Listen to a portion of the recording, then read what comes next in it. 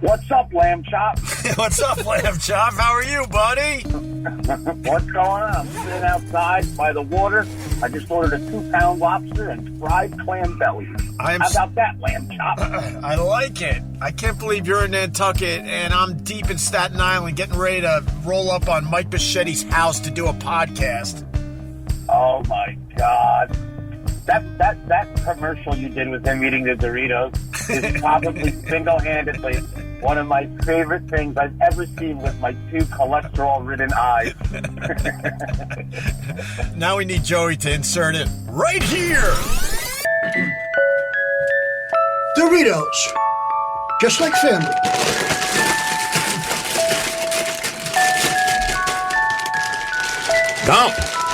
Dump it!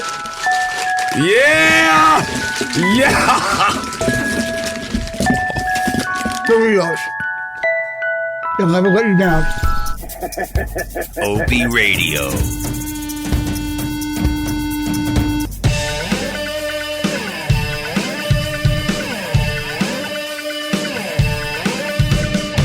What's going on? You know that Mike had a heart attack, soon after doing that whole thing for the radio show, right? Yeah, the kid took a hit. The kid took a hit for the radio show. That's why I love Mike Bischetti.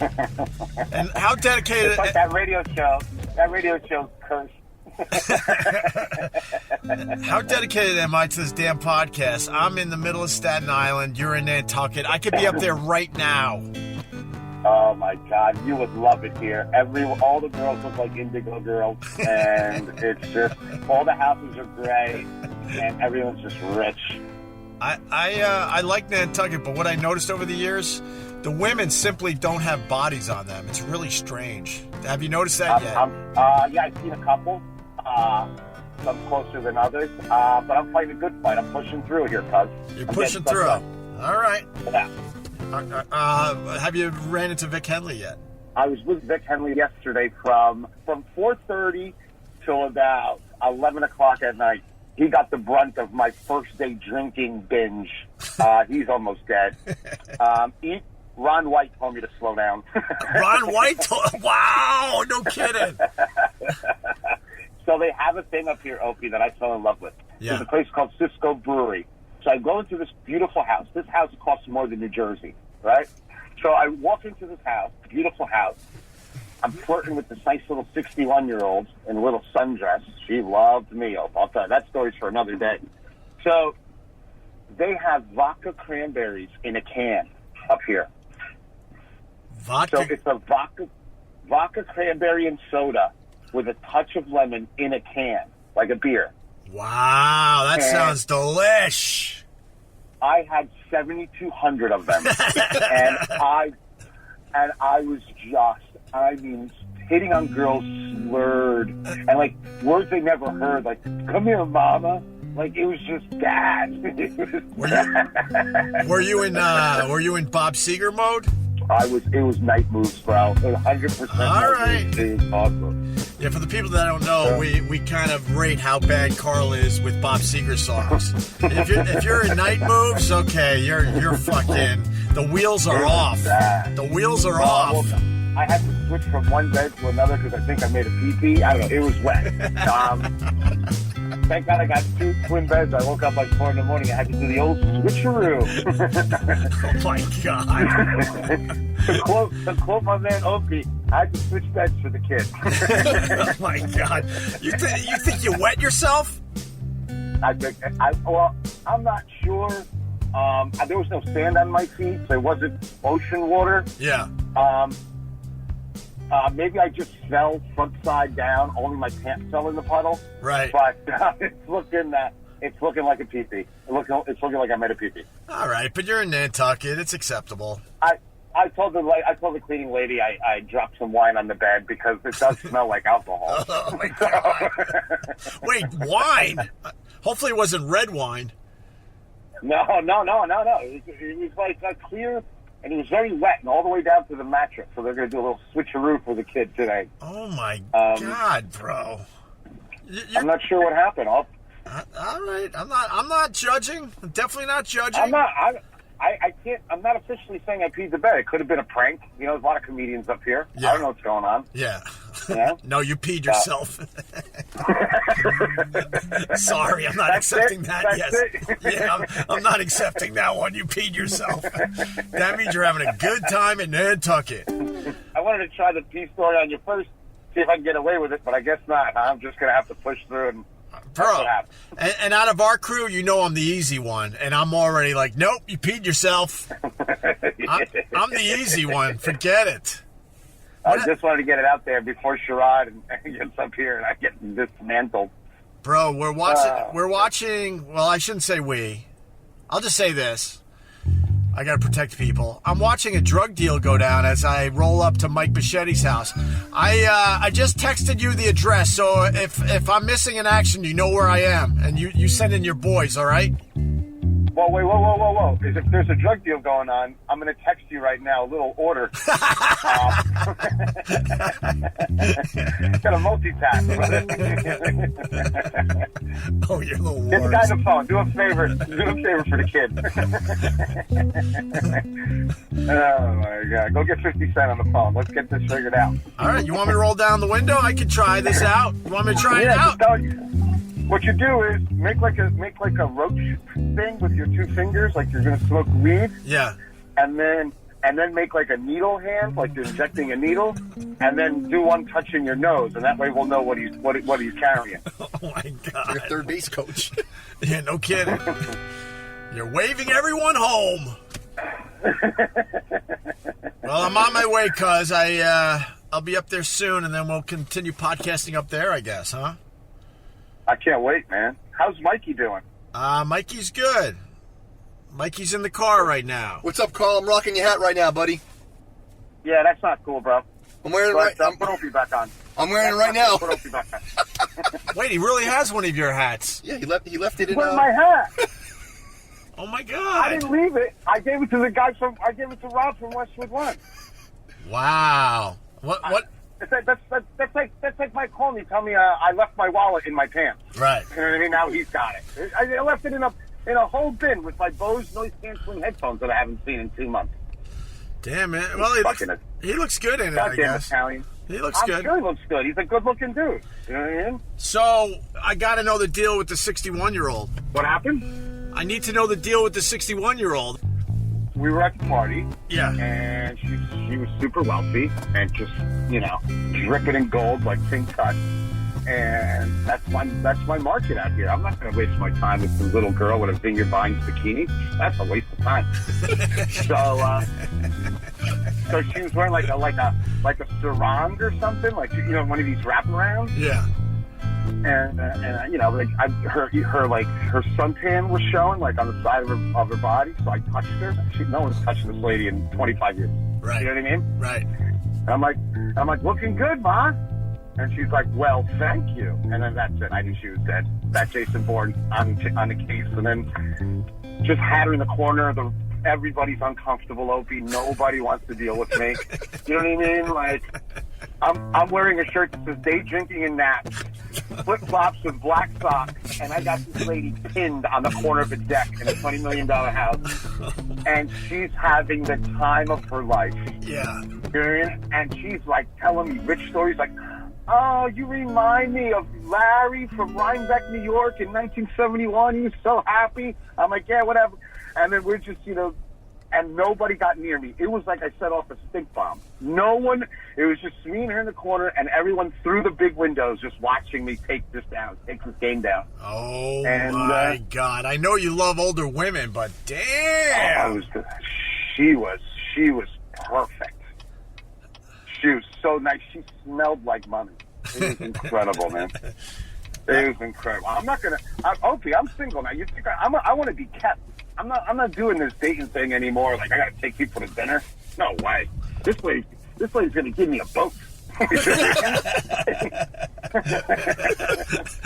This lady's going to give me a boat. If I play my cards right, yeah. I'm going to have real estate. You know what I mean? I want to date with real estate at the end of it. Not 3 lawyers and a missing dog. You know what I mean? Oh, you had to bring up the dog. It's a sore spot with me. Speaking of dog, I just pulled up to Mike Bichetti's, and there's a huge sign that says, "Beware of dog." Oh, my God. And then, that's unbelievable. And then there's, like, religious statues outside Mike Bichetti's house. A lot of religious statues. Let me tell you something. As a criminal, as a reformed criminal, whenever you see a "Beware with Dog" sign, there's no dog, and the owner is scared of people. Yeah, and no, I understand that. Yeah, I even know that one. Mm-mm. I know that one. All right. That's like when you drive around rich neighborhoods, you look for the houses with no pools because you know they're not there in the summer. Oh my God! Oh shit! He's a legit perp. Oh my God! Yeah, he is. I don't ask too many questions about Carl's past. Ignore all the signs around you. He's just a nice chef from humble beginnings. See, he didn't. He's not commenting on that, or he might have hung up. Carl? He's gone, Opie. Let's move on. We lost him? I think so. Carl? Looks like Mrs. Robinson's calling the Cuban in for seconds. Wow, that's how we lose Carl? The 61-year-old got up. Yo, Carl, hey, where are you, buddy? Mike's house? That's right, Mike. That's the house there. Unsavory characters over here. You think my car's going to be safe here? I think you're good. This is a weird neighborhood. All right, let's roll up. The podcast has begun. Fuck it. It doesn't have to be formal. I'll call Carl back after this is done. That sounds like a plan, doesn't it? Yeah. I think it does. All right, we're in the middle of Staten Island. Walking up to Mike Bichetti's house. People want to know who Mike Bichetti is. Well, he's a comedian. He used to do my radio show. I'm turning my body because there's wind. Joey hates wind. Hey, Hope, the wind. I know, Joey. I think I turned enough where the wind isn't that bad. So yeah, Mike's a comedian. He's worked with Artie Lang a lot. He's done my radio shows over the years, and he looks like Beaker from the Muppets. To the point where every Halloween, when we decorate our pumpkins and our gourds, we make Mike Bichetti's. There's a picture of that on my Instagram if you care, OpieRadio. And Mike had a heart attack too. Oh, I hear people. We want to know who it is. Mikey! Open the door! Hey guys, I got stuff. You got stuff? Yeah, downstairs I got my own shit. Okay. If it's easy for you guys. Mike, you're on right now. Oh, nice. We've begun. Hi guys, thank you. Welcome. It's good to see you, man. I don't know why I'm Right? welcoming you. I guess I'm welcoming you to the podcast, and you're welcoming me to your Yeah, home. I got some water downstairs you guys want. I got organic potato chips, all that nonsense I'm eating now instead. I'm good. You look good, bro. Thank you. You're trying to get back into shape, I see. It's taken a while. A little longer than it should, but what do you expect from you, a fat guy? Mike, there's some savory characters in the neighborhood. Oh, it totally is. It's an ex. Okay. Oh, really? No, they're Carl was all right. over here. Yeah, I saw it. There was a dude over there with a neck tattoo making... No. He's talking mob. Oh, really? Yeah, oh no, this whole Staten Island was. It still is. Wait, this is a mob area? I really don't know. Where are we going? Out of my basement, my room, actually. Wait, can't you give us a tour of the house first? I got a dog upstairs. It's a Chihuahua. She'll be going cuckoo if I bring you guys up. Okay. A what? My brother's dog. Yeah, Hey, let's- guys. Hey, man, what's up? Opie, I'm a huge fan, man. Who are you? I'm Sal. What's up, Sal? How's it going? Nice You're to on the meet you. podcast already. That's great. Is that Mike's brother? Yeah, Tony, come on down. What's going on, man? Hey, man, nice to meet you. Nice. What's your name? Tony. Who? Tony. Tony. What's up, Tony? Mike. How you doing, Tony? Nice to meet you. Wait, this is where you do the podcast, Mike? Hey, Sal. Yeah, right there. Very cool. Look at this. Whoa. You got a green screen down here? I had to set it all up, bro. You got to set the whole thing up for him? Oh, you're the co-host on his podcast, Sal? That's our podcast, but yeah. You guys, Oh, right on. we got water, whatever you want, right there. Wow, nothing but the best for us today there, Veggie Bichetti. chips. I got the veggie chips, good and healthy. What else you got us? This is good, The Thin Rights, crispy, crunchy, great tasting baked pretzels. Popcorn's good for heart disease. And one tiny bag of Smart Food white cheddar popcorn. Well, you know, who knows what the hell we're eating, really? You know what I mean? They tell you all kinds of shit, and 8 years from now, the government will find some shit wrong with it. Yeah, of course. Give me a tour of your house. Is this where you live, I want to too? meet my mom, yeah. Uh-oh. Is Mom cool? Yes. Are we allowed to smoke pot down here? No. Oh, all right. I'll be cool. What if I got my G pen and you can't even smell the marijuana? Oh! Stop it, so. Wow, you got one of those tiny yip dogs. She's awesome now. Oh, she seems awesome. How old is she? What's her name? Snow. She's like 5. Oh my God. What do you mean that dog's awesome? No, she is though. She's. She just nipped at me. How could she be awesome? Now we get ready for some steak. All right. Nice to meet you, dog. All right. Where are we going now, Mike? Hey, Ron. You want to be a good friend of mine? Hey. Mike Brichetti's mom. Yeah. You're on my podcast. Oh, really? Yeah. How's everything? Everything's good. Did you get lost coming here? No, it was a nice ride. Where'd you come from? Manhattan. You know what she said? Upper West Side. You guys are like deep into Staten Island here, though. No, I was born in Manhattan, in Inwood. Oh, really? Yeah, we lived in, and then we lived in 138th Street. Sure. In the Bronx. Right. South Bronx. Yeah. We lived in Harlem. Yeah. And then I came to Staten Island. Nice. I like Staten Island. I'm not here often. I don't know much about it, but Good. it's pretty cool. I just met your dog. Oh, yeah, right. Yeah, but she's like that with me too. Chihuahuas, I'm loyal to one person, Master. And even family members I go after for some reason. Yeah. They're psychos. What do you want to say about Mike on the podcast? He's a lovely boy. He is. He's a great kid. Yeah. Yeah. He's done a lot of great radio for me over the years. Oh, good. So I felt like I owed him a favor to come to his house. That's very nice. Yeah. He appreciates it. You know what she said about me one time? I said, this is the woman that created me. And she said, if I wouldn't tell it to too many people if I were you. When did you know Mike was funny? When he was born. When he was born? Does he pay the bills? Yes, he does. Does he help with bills? Yes, he does. Yes. Because it's a little weird that he's still living with Mom. I'm not gonna lie to you. I want my kids living with me. This way I know where they are. Oh, that's I love it. It's my roof. Even though they bust my chops, Yeah. but I know they're safe. Yeah, that's all right. That's number one. I'm sorry. Yeah, that's another way to look at it. So sure. That's the way I am. Someone else is here. Oh, what did Mike invite the whole neighborhood? Yeah, why not? The doorbell's been ringing ever since I got here. No. I met a whole bunch of people already. And thank you I'm so bad. for the snacks that Mike bought. Oh, good. I bought them. Yeah, he bought some pretzels. Good-hearted kid. He has the Very good. heart of gold. He does. Yeah. He really does. Is he taking care of himself ever since the heart attack? Oh, yeah. Oh. Yeah. I get his food and I prepare it. I make sure he's Right. the way he's supposed to. We were all worried about Mike when that happened. I was too. I was in the middle of the night. He woke me up and he said, "Mom," I said, "Mike, I thought he was coming home because he was doing his comedy bit." So I said, "What's up, Mike?" I thought he was going to tell me he's on his way home. I said, "I'm having a heart attack," and I stood there like this. Yeah. Shaking, right? Yeah. I said, "Where are you?" "I'm in the city, but I'm waiting for an ambulance to come. Don't worry about it. I'll call you back." Bingy hangs up. I have no idea where he was, okay? Anyway, make a long story short, NYU came. The ambulance, they took great care of him. Because my father died at 57 with his heart. My brother, 52. My mother was 68. And now I have a heart attack. I have a heart. So I said, God, don't take my son, please. Yeah. You're looking great. But you'll be 80. I hope I get that far. I'll be You'll be 80 in October. You're going to be 80. In October. Damn, you're doing something right. Mom's 80, Mikey. She's going to be 80 October 4th. Oh, wait. 2nd, sorry. October 2nd. All right. God put me here to be aggravated by my kids. Yeah. But I love it. All right, right on. All right, I'll let you be. If you want to do the podcast with us, we'd love to have you. It's going to be so much fun. It's, Be careful going down. oh my God. Okay. All right. Okay. That's just great. I want to strangle that dog, Mike. No, she's frightened. Is this where you live? Yeah.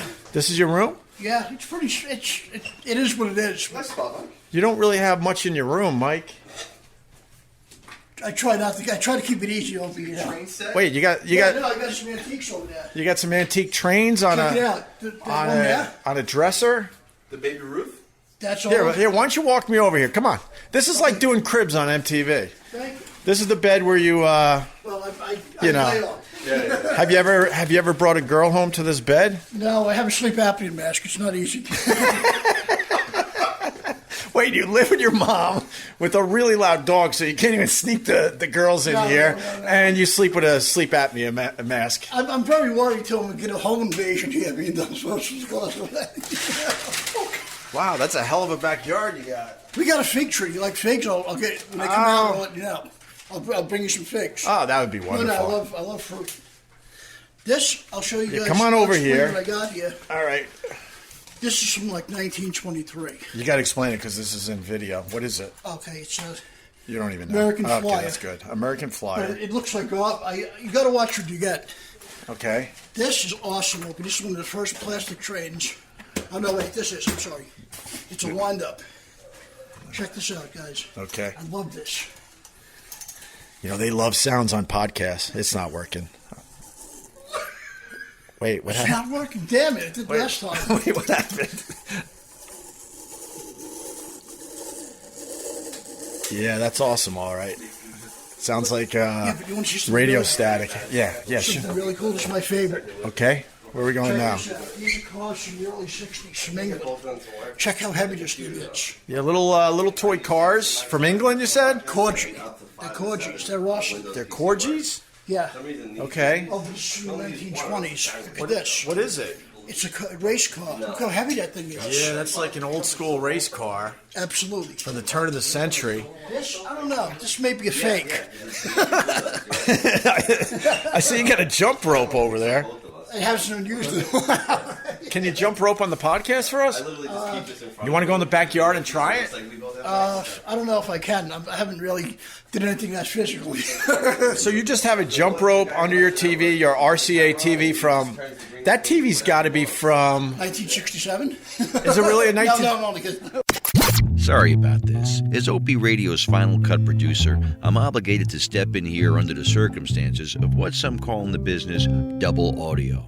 I like to refer to it as a sonic abortion, sort of a non-life-threatening form of friendly fire that's usually caused by invited listeners who want a contest or possible sponsors being schmoozed by salespeople who get to sit in the studio and watch but are told to keep quiet while the show's in progress. Well, sometimes, as in this moment, it's caused by less experienced producers who've been recently hired and for some reason find themselves bored with the current conversation. Like this case here, we have our newest member of the team, Mike Sappho, who I respect immensely as a 15-year vet on the NYPD, but now while he's moonlighting as a producer for Westwood One, he's making my job a bit of a fucking nightmare. And then there's Sal. You'll get to hear more of him a bit later. He kind of reminds me of a modern-day Rupert Pupkin, and also doesn't seem to get the hint from our legendary host that even though the interview comes off as a simple exchange, there is a method to this. Opie's actually working. He just makes it look easy. Now, excuse our host Greg Hughes, mostly known as Opie, for making everyone, including Mike's annoying chihuahua, so comfortable that they feel no responsibility to the product whatsoever, or regard for the scene Opie's trying to set for you by remaining quiet. Or as we say to simply, stand by as we go deeper into the conversation with our guest. We apologize for this debacle and promise it'll be fixed. But let's not be too hard on a dog. As for the rest of this shit show, brought to you by two animals who walk upright, what the It's a square TV. We found the last square TV in here. My mom has a one upstairs, guys. Those flat screen are great, right? Yeah, the flat screens are great. This is horrible. Yeah, this is horrible. So why don't you get yourself a flat screen? You're a successful comic. Well, not really. Why are you laughing? I think you're successful. Well, thank you. For For me, real. you're super successful. I wouldn't be here if I didn't think you were successful. Thank you. And I appreciate that. Thanks. I'm kind of awkward with this. I'm a little sad by your surroundings and the square It's TV. okay. You know what? I've been doing a lot of good stuff. I've been doing a lot of writing. Okay. I bought Final Draft. Final A Draft. while ago. I Yes. started writing stuff before I had a heart attack. Yeah. I'm serious. I came close a couple of times to selling people stuff like Fomantle Media. Yeah. People like that. I came very close to selling stuff. Good. But they dropped the ball on me, though. You know what I mean? It was, Yeah. what are you going to do? What's your most valuable possession? Here, walk us to it. Probably my penis. Well, I don't know if it's valuable if you're not really using it there, Mike. I mean... I don't know. What? The most valuable Wait, possession? did we just see all your possessions? No, I had some other stuff hidden here some places. Wait, there's really not much in your room. And... No, I don't. I try to keep it easy because, I'm Oscar Madison, so it's a pain. You guys should have seen it before you got here. Can we open your drawers? It's kind of basic stuff. Yeah, basic clothes, right? Folded? Not really folded, Sal. No, you said Sal, right? Yeah, it's okay, yeah, Sal, who does the podcast with Mike Bichetti. Oh, we do a podcast called Testosterone, Opie. Yeah. I've heard of it. I haven't listened to it. We just started it, so Okay, there you go. How many episodes you guys up to? We're at It's 3 now. 3. All right, I'm gonna definitely check it out. Thank you. All right. Well, I was hoping that we get a better tour of your house before we start. Anything else that he could show us in this house? Maybe some family photos. Let's go family photos. We don't have that many. You know why? Because in Sandy, we lost them. How did you lose them? In Hurricane Sandy on Staten Island. Oh, My the family hurricane. was in it, so we got 0. I got anything past the age of 35. Well, we'll wander around the house a little more, and then we'll settle in for a podcast. This is my luxurious bathroom. Let me see the bathroom. You got your own bathroom? Yes, I love it. Bro, this could be the thinnest bathroom I've... Wait, I think I could fit. I don't think you could fit in here with me, Mike. No, I can't. It's a very... Can I look in the medicine cabinet? Absolutely. I'm a big fan of looking at people's medicine cabinets. I get all kinds of stuff. Oh, all right. What do we got? Oh, that's hot medicine. A lot of heart medicine, I see. This is Paxil. Paxil? OCD. Oh, you got the OCD. I have it since I'm 26. Why 26? That shouldn't happen. Why did it happen at 26? I don't know. It's very weird. You know I got OCD in my family? Are you serious? Yeah, my mom's really fucked up with the OCD. Once again, we apologize for this brief moment of confusion. Remind me to schedule my next conference call in the same room Sappho and Sal are recording their podcasts. She have to get hospitalized that bad? All that stuff, Mike. And she's been on every pill. Don't take too many of those pills. Those pills are garbage. Yeah, of course they are. You heal your own brain. You heal your own brain? You heal your own brain. Yeah, you can heal your own brain. No, the thing is, but it depends when it happened to you. Like Right. years ago? Yeah. Like say 100 years ago? Yeah. They lock people in a fucking closet. They couldn't do nothing with them. So at 26, how did the OCD come on? It just happened to me. In what way? Do you remember? It's like, like checking doorknobs and all that other stuff. Yeah. And then my mind just kept having the same repetitive thoughts over and over again. What was the repetitive thought? Do you remember one? About getting emotionally sick and mentally sick, and it wouldn't stop. Right. I was only 26, and at that time, this was like 30 years ago. Yeah. They had no idea what OCD was then. Right. They gave me fucking Haldol, which you could do like Jack the Ripper. Wow. It was horrible. Horrible. What did that make you do? Misdiagnosed. I feel like Al Capone's grandson. I don't even know what that means, Mike. Well, it's funny, just the same.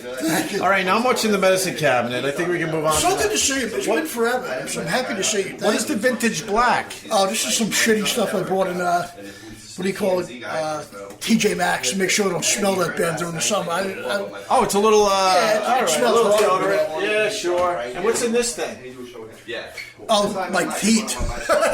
Wait, you got teeth? I had brace dentures, yeah. When did you have dentures? Oh, forever. Wait, you can pull your teeth out right Yeah, now? I'll show you.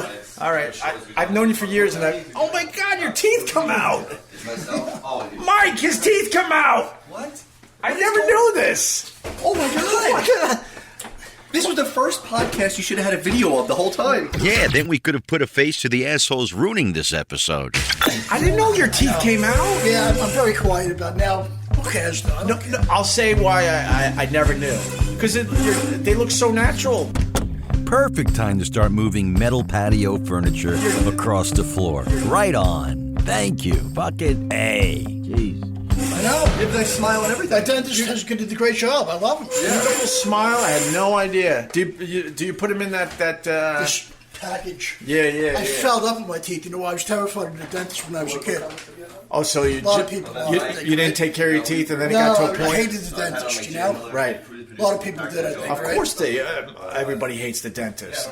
But now he's not that bad. You know, kids thought he was a villain, but Right. Yeah. I don't like the sweet air. Who doesn't like the sweet air, right? Mikey.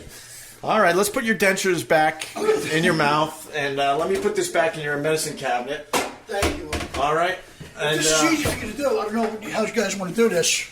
Well, I still have a seating area for you. You guys can sit down. yeah, thank you. Yeah, can I see the backyard now? Yeah, I'll take you back. All right, I'm gonna go into Mike Machetti's backyard. What, Mike? What's back there? No, nothing. I'm just, we're going to fall.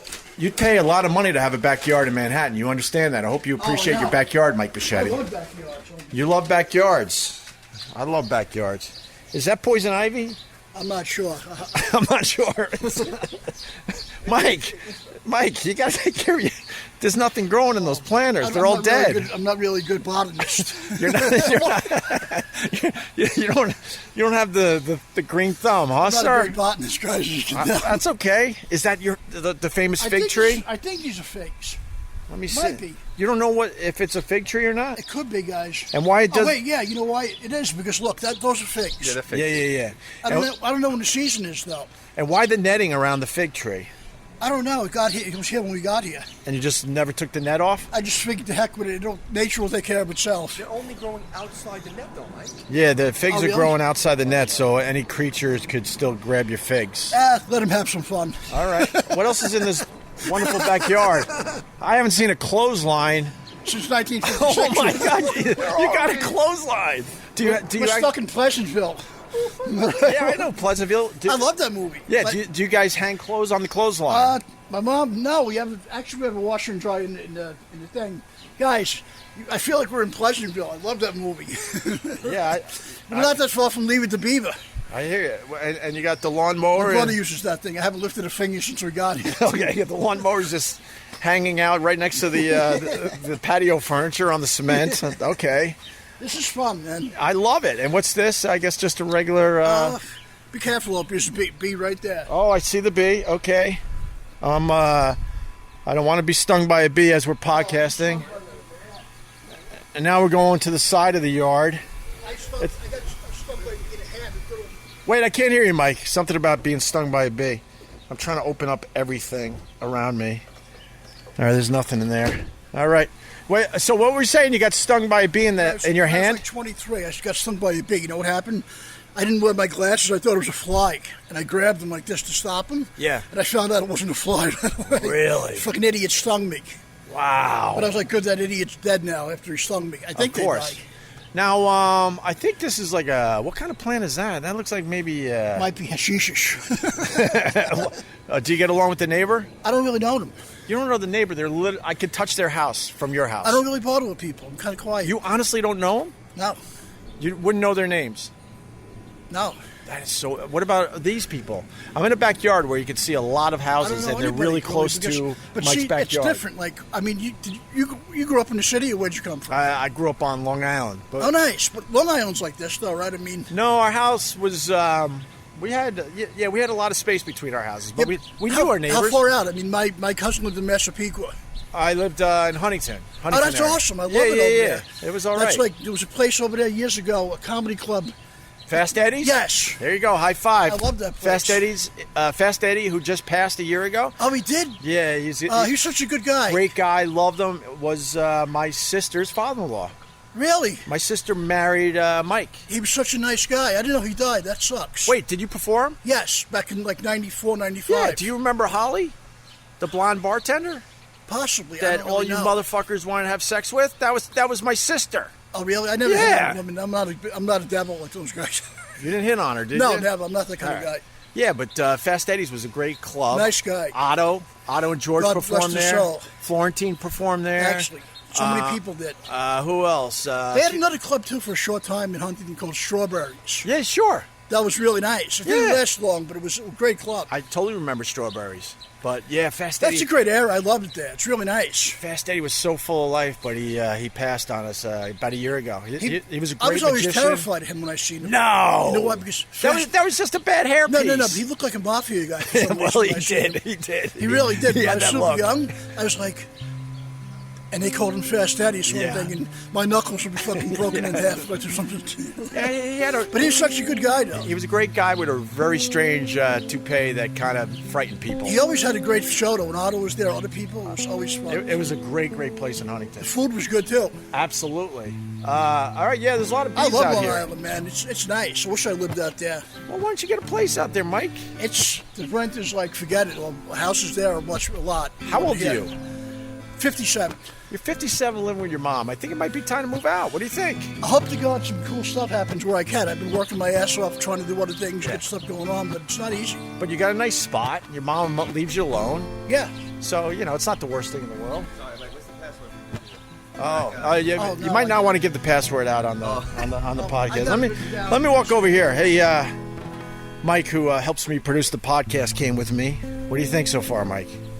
Oh, but it's weird. There's no pictures anywhere. There's some trains. Yeah. He handed us popcorn, said he's eating healthy.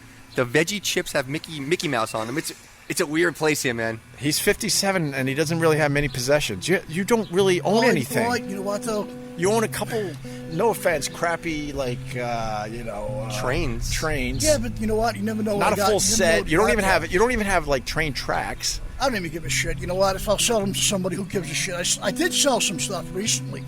I bought these toys called Tootsie Toys, like Tootsie Rolls. I paid like $12. I sold them for $60.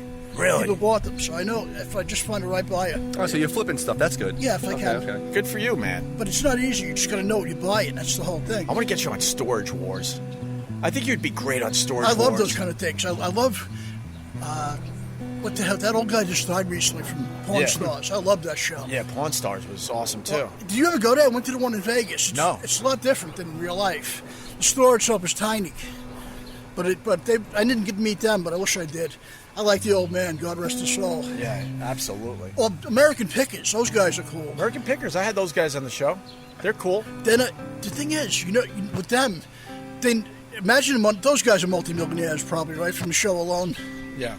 Well, probably, but even before that, who knows what kind of stuff they have. You ever see some of the things they have? I mean, some of them things are like, the sky's the limit with antiques. Of course.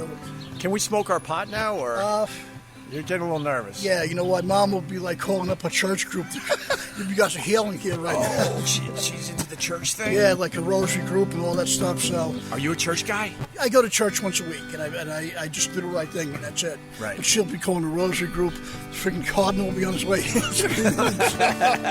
She'll be like, they'll be preaching to the evils of smoking marijuana and things. I'm so sorry. If this is my own house, you guys could smoke and stay all night if you wanted to, but I have no control here. All right, let me talk to your mom about the pot thing. I think we can work something out.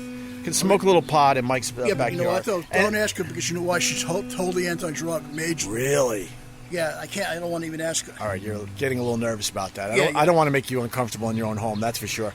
But you should tell her that a lot of ancient religions, they swear that a lot of the religion was based on marijuana. Look it up. There's symbolism. Peyote. There's a lot of symbolism in the old art for the old religions. I don't want to tell her that. She'll be thinking I'm lying to her, but I know. Oh, really? There is, Okay, yeah. you know what? I'm so sorry. I wish I could. It's okay. I can wait. Thank you. I'm sorry. I wish I could. No worries. Let's watch out. Watch out for the poison ivy on the way back into your room here. That was nice. People smoke peyote.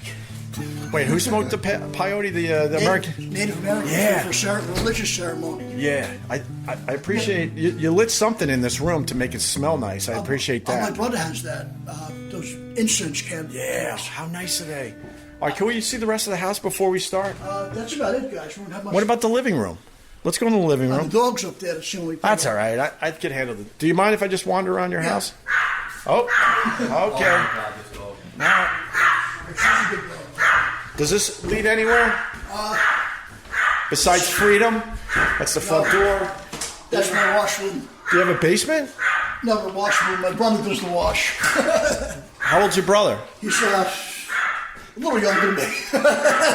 Is he older or younger than you? He's Watch yourself. Huh? He's younger than me. Younger than you. Garage, it's a mess. All right, we're going into Mike Bichetti's garage. It's not a mess. It's nice. It smells horrible from the fumes, though. Yeah, a lot of your memories in here, I see. I I don't know why you're saving any of this this stuff. I don't know. I should be on storage wars after this week. Well, I mean, here's something. Got the M&M, man. My sister loves the M&Ms. We have a bunch of them. They have like She loves the M&M, man. Oh, it's all M&M. She's a big fan of M&Ms. Okay. She collects the M&M stuff. I don't. I like the M&Ms, but not that much. Are we going to meet your sister? No, she's working now. Where's she work? She works in Entenmann's Bakery. They're working till. I love Entenmann's. Let's go. Original crumb cake? Yeah, we could probably go there after this. Let's roll. Yeah. Will she show us how they're made? You know what? She's working now over there. I don't know if we can go in there and really bother her, but I can get some cake maybe tomorrow. I would love that. Now, Just if we walked your neighborhood, what's close to here? Nothing to walk to, really? No, it's all like commercial. The other side, like all shit, like Boston Market. Nothing spectacular. I'm a big fan of Boston Market. Hey, No, this Boston Market went downhill. Oh, really? It's horrible. And what about the peanuts? I'm Charlie Brown. Be thankful. I like that. A be thankful banner. That's nice. A lot of Thanksgiving stuff, I notice. My mom loves to decorate for the holiday. All the, like, women do that kind of stuff, decoration with holidays. I'll just keep the same decoration up all year long. Nothing wrong with decorating the house for the holidays, Mike. Yeah. You're not a communist, are you? No. Okay, good. So let's not make fun of that. No. Mom's 80 and she wants to, enjoy a few more holidays. There's the chocolate cream cupcakes from Entenmann's. They fucking have that. They torture me with this stuff now, right? Yeah, I hope you're taking care of yourself, Mike. I'm not eating any of this. That's for damn There's a whole garbage. Well, someone ate it. Not me. There's a whole garbage can filled with Entenmann's boxes, 8 glazed chocolate donuts. Not a fan of the glazed donuts from Entenmann's. I can't lie to you there, Mike. I just like the original coffee cake. I'm a huge fan of that. Huge. I love cheesecake, but it's got to be Junior's or something good, or Baby Watson. You want to know? I got a quick cheesecake story. The other day, my wife brought home a cherry cheesecake. What? Why are you putting your finger up? I'm so excited. I love fucking cheesecake. So take me to a bakery to fucking smell it. I haven't had anything in like 18 months like that. So I got food allergies. Do you have food allergies? Not that I know of. I don't think so. I got food allergies. What do you mean, like weed or like? I'm allergic to apples. Oh, really? I can't eat an apple, but I can eat apple pie. That's weird. Yeah, because the proteins change when you cook it. Oh, right? okay. So I thought the same thing was the case with cherries, because I think I'm allergic to cherries too. Oh, I gobbled down that cherry cheesecake, Mike. I enjoyed every bite of it, and instantly my lips swelled to 5 times the size. Oh, God. Instantly, and then half my face started going numb. Like Bell's palsy. Yeah, I had Bell's palsy. You got Bell's palsy. I had that too. I don't mean to laugh at that. No, I fucking had it like in the late '90s. It sucked. Wow. I looked like fucking Gene LaFoot, the pilot. Oh, that sucks. But it went away, right? Yeah, I had my face wrinkled with a fucking lion type thing. Oh, wait, what? What is he saying? I go and my face had to go through like electrical fucking. I went there to like a surgeon's type thing. Yeah. This fucking idiot eye in my face. Like, oh my I get God. it out. I was like, and I felt it shocking in the eye. Yeah. And I screamed one day, "If you fuck up, I'm going to kill you in this fucking office." That's right. Jeez, Mike, you've been through a lot of this stuff in your life. When I go into the doctor's office now, there's nothing left on the checklist almost. Yeah, I hear you. So with the cherry pie, I know you don't care. No, cherry pie. I mean the cherry cheesecake. So then Whoa. the only thing we had in the house. Blueberry. All right, I guess you don't care. No. God, I'm so that sorry. my throat was closing up and I was really scared. Who took you to the eye? What happened was then I saw that I had children's Benadryl in the house and I pretty much chugged the whole bottle in a panic to slow down the reaction. That's horrible. Benadryl sucks. Benadryl's pretty awesome. It gives you a little... makes you sleepy, though. It gives you a nice nappy nap, I'll tell you that I know much. that. I took Benadryl with my medicine when I was having anxiety, and I'm like... Benadryl's nice. But it took care of the problem. Oh, good. Then, but now you know what the antidote is what happened. Yeah, then the next day, the dump was a little rough. You understand that, right? Oh, yeah, I've shit fucking horses and everything. It was rough. I'm not going to lie to you. But then I got the whole body back together, and here I am. Carl was in Nantucket. I love Nantucket. Yeah. It's fun, man. I went there a couple of times. You want to go with us? I feel like I'm not even a white guy over there. I'm like, they're so white. It's like, I feel like I was in a witness protection program with them. I'm going to podcast from there next. Oh, I love that What place. a weird juxtaposition that is, huh? No, but it's awesome. That place, people are nice. The food is great there. Hot woman, there's psychos over there. I love every minute of it, really. So where do you go on vacation? I haven't been on a vacation in a while, but California, I would say, as work and pleasure. What part of California? Various. I've been to Burbank. I went to, what do you call it? I loved Malibu, which is really nice. Malibu right? rules. Also, what the hell is that? Where they filmed Three's Company. I forgot what you call that. San Francisco? No. It's, I can't think of the name of it offhand. Well, you remember the... Santa Monica, I'm sorry. I think it is Santa Monica. So nice. I went to Santa Monica to Pier. I wish I lived in L.A. I'd probably be doing more stuff out there. Do you remember the Three's Company theme song? Three's Company, too. There you go. You do it. Good for you. I see. I like F Troop, though, too. All those things. I'm a fossil. Wow, you're old. F Troop. Oh, yeah. No. Hey, what else can you show us in the garage? I see a lot of, like I said, decorations for holidays. I see a fishing rod. I love fishing. My brother loves to go, too. I like crabbing better than fishing. I love fishing. What does he go for? Wherever. He used to go out here off the pier. Yeah. Whenever it's biting, but you know what? They used to go for bluefish. Yeah, of course. That's some fight. That bluefish will freaking snap your finger off. Yes, it will. You got to be careful when you take the hook out. They're great tasting, but they're too bony. I don't like bluefish, Mike. I got to be honest with you. A lot of people do like it, though. Salmon is great. Salmon's a good one. That's healthy. Heart healthy. But the thing is, the bluefish tasted good, but you fight with them, they'll take your whole finger off, right? They'll, like, snap at you. Yeah. But crabbing is cool, too. I wish they had stuff out here like that now. Yeah. Guys, I'm starting to sweat like John Belushi. Yeah, maybe that's why you're repeating stuff. Let's get out of here. Well, whose pink bunny suit is this? Mine. Never only It's a spa set. No, it's not mine. You guys probably think it's mine. Wait, someone didn't like their spa set that they got for Christmas. It's a beautiful. You better hide it. Don't say too much about it because Why? you might re-gift this to someone. Oh, someone's you might re-gift this? You might want I get a lot of re-gifts. You might want to, blow out the dust before you re-gift that thing. All right, let's get out of here. Mike's sweating. I like giving people cash for the holiday. It sounds cold, but it's the best gift. Why is that cold, Mike? You're being honest. I'm completely with you. I don't go shopping for people. Doesn't it become a major hassle? What I like doesn't mean somebody else is going to like it. Yeah, and then you feel like you're in the mall just buying stuff to buy it, and, I hate the mall. and there's a whole panic that goes on, and you got to go shopping. You got to be part of the idiots. Yeah, sure. All right, to the living room, and then we can finally sit down and have our snacks. Take your time up the stairs, Mike. I'll probably roll down and put it back. Are you sure you're healthy? You're doing all right? Okay. I'm good. I'm really good. I didn't get climb this high before. Well, that's okay. It's all right. It's okay. All right. That's it. See a lot of religious statues. Mom, religious statues I like. Respect. Respect. A lot of them. Wow. He's the boss. Wow, you got a Jesus rug on the wall. Jesus? He's the boss. Jesus is the boss. Yeah, right on. That's quite a piece. You know when I got this? My neighbors from the Middle East. They were Saudi Arabian. Okay. And they gave us that. Really? Can you tell the story of that? That's quite a piece you got on the wall. It's a Jesus. It looks like a rug. It is. My neighbors back in the early 70s, they came from Syria. They had this big store. Saudi Arabian. Michael. They had a store in Brooklyn where they came from originally, and after they came from Syria. But anyway, she gave me that as a gift. Everywhere we moved, it came with us. Yeah. The Sacred Heart. Yeah. It's very special to Yeah, but you. my sister had one. Oh wait, The eyes moved. Huh? The eyes were. Remember the eyes? One of the eyes that was scary.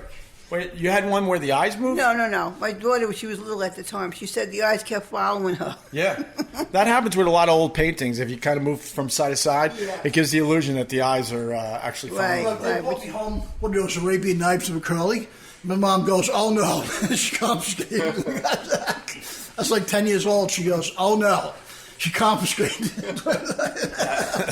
That's awesome. Anything that shot projectiles like BB guns taken. Right?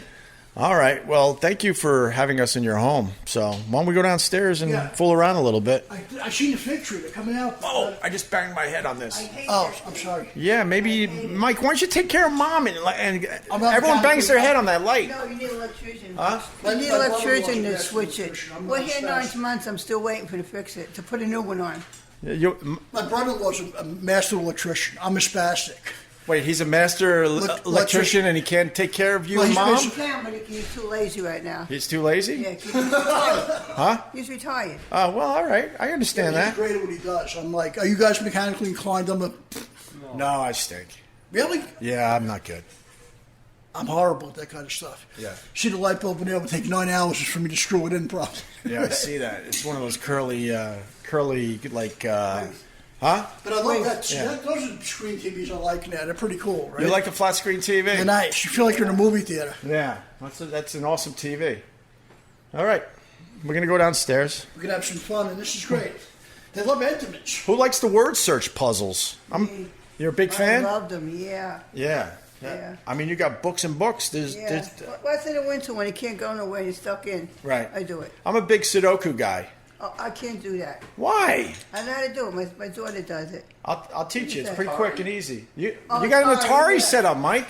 My brother does. I'm like, I feel like I'm in 1982. Wait, you're cutting up food for the dog. Oh, Mike, it's really Mike's lunch. That's Wait. a steak. The steak was, the Chihuahua's got a little small teeth, so got to cut into little pieces for him. Are you serious?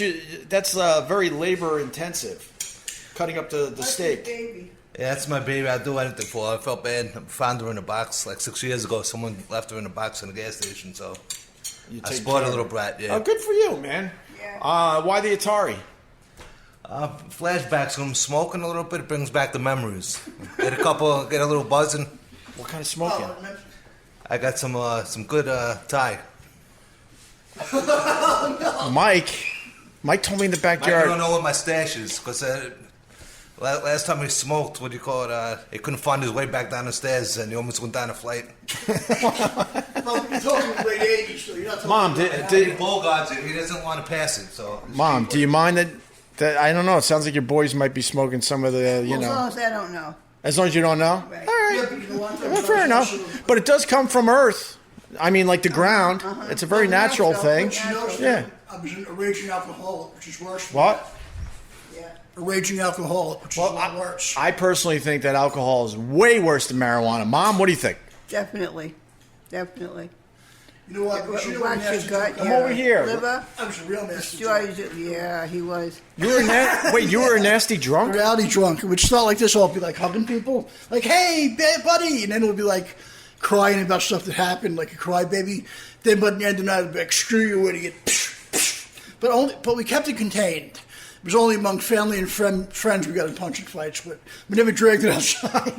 All the walls got caved in and all, but He really was a nasty drunk? yes. Well, I'm so Or a crying one. He used to he cried over Stooges when they died. He cried cried over at Three Stooges Frosty. with that. Frosty when he melted. Oh, he knows that. I know that one. Wait, he cried when the Three Stooges died? Well, you know what happened? Somebody told me the Three Stooges were dead. When I was really drunk, I go, "That's nonsense. They can't be dead." I was like, really wasted? My friend goes, "They were born decades before you." I go, "But they're alive and well in their films forever. This isn't fair. Mo got to be around somewhere in Hollywood." How old were you, 40? No, like 20-something. 35. Tell me one good Mike story before we go downstairs. tell me about when you One good Mike story. He got locked. I locked my keys. Oh. He locked his keys in the bedroom. This was another house we had. And, no, he locked the door, Michael. He locked it. Couldn't get in. No matter what we did, we couldn't get in. He had to call one of the other comedians all the way from the other side of the island to come and let him in. No, what happened? back I got home, right? My mom's standing there like this, right? And I was a wise ass. I go, "What, did somebody die?" She looked at me with a dead stare and goes, "It should only be that simple." Right, so we went to my room, the door. She was trying to jimmy it open with a butter knife. My brother was like pounding his chest shoulder against it. I had to call my friend up there. It was a comic. There was also like a plumber. At 1:30 in the morning, coming to my house. I'm trying to jimmy it open. She's screaming at me. She goes, "You're an idiot." Our cat was locked in there for hours. He was crying to get out. It's like, and I said that to her. She said, "It should only be that simple." That's why I'm a comedian, because I love my mom, but she's super biting and super biting, like sharp. Like she would battle with Iceman, I think, if they had a Really? Well, yeah. You know what? So Irish and Italian. Mike, how about when you stole my fire? Oh, hold on. Mike's brother is saying something as he chops up the steak into tiny, tiny little pieces. Then Mike, when I used to have a 6 or 7 Firebird, I left it running because it was cold out, and the house across the street had like a huge gate, and it looked like something like Rikers Island with the fence and everything. I come out, I thought my car was stolen. It was Mike. Almost took the people across the street's gate down. My Firebird. After I knew I had to hide the keys and everything because Mike was more safer like on a bicycle. You're funny too, bro. What do you do for a living? I'm retired now. I just came home from Sing Sing after 12 years, and I'm out 2 years now. So. What do you mean? I'm back home trying to behave after the last couple of years. Wait, how many years were you away? 12. Mike, you never told me that. What's that? Sing Sing. When I came home from Sing Sing. No, he's full of crap. I'm just kidding. Oh. If anybody went there, I would be. What did you do for a living before you retired? No, I worked in the schools and everything. I put my time in, and now I'm just retired. All right, yeah, enjoy your life, man. Right? Yep. You're really cutting that steak up. Yeah, almost time to feed the doggy. All right.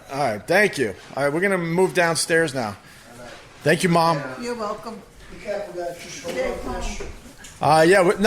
gonna hang out a little longer. I noticed this. Huh? How'd you get here? How did we get here? Yeah, we went Verrazano. Yeah.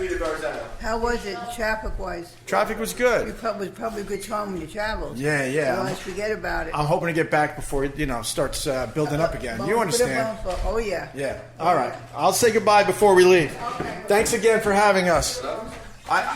Hey, Mike, I noticed there's a whole section of the house that you made sure we avoided. What section is that? I don't know that, like with all the rooms on the other side. Oh yeah, my brother's sleeping now. He'll freak out. He's got a better bedroom. Wait, there's another brother in the house? Yeah, he's sleeping now, but I'll go wake him up. No, I don't want to battle him. True Opie fashion. Go wake him No, up. don't bother him. Let's leave him alone. Wait, why are you worried about waking up your brother? No, he's cool, but I just don't want to bother him. He's Why is he sleeping so late? I don't know. He goes to bed late, so I don't want to really annoy him.